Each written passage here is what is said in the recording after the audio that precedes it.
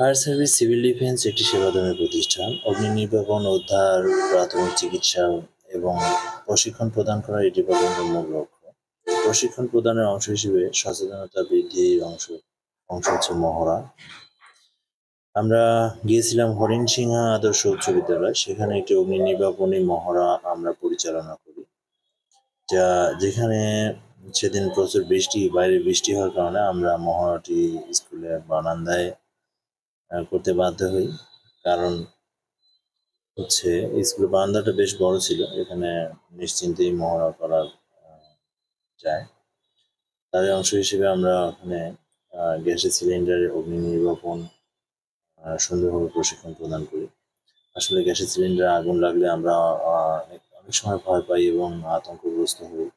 এই বুঝে গ্যাসের সিলিন্ডার ব্লাস্ট হবে।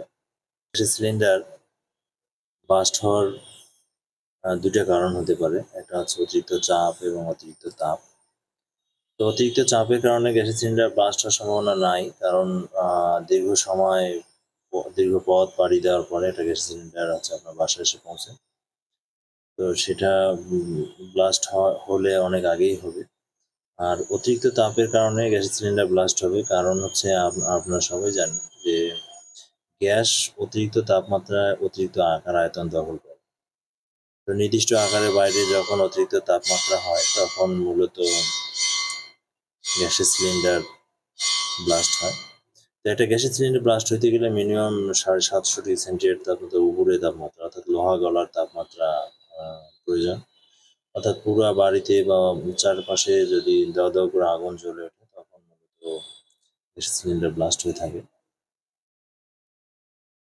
তো আমরা এখানে ছোট ছোট শিক্ষার্থীদেরকে অগ্নি নির্বাপন কিভাবে করতে হয় সেটার বাস্তবে প্রশিক্ষণ প্রদান করি। আপনারা দেখলেন যে আমরা একটা প্লাস্টিকের বালতির মাধ্যমেও অগ্নি নির্বাপন করা যায়, সেটা আমরা বাস্তবে প্রশিক্ষণ প্রদান করি।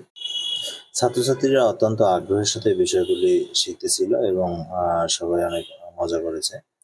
তো সবাইকে ধন্যবাদ, ভালো থাকবেন।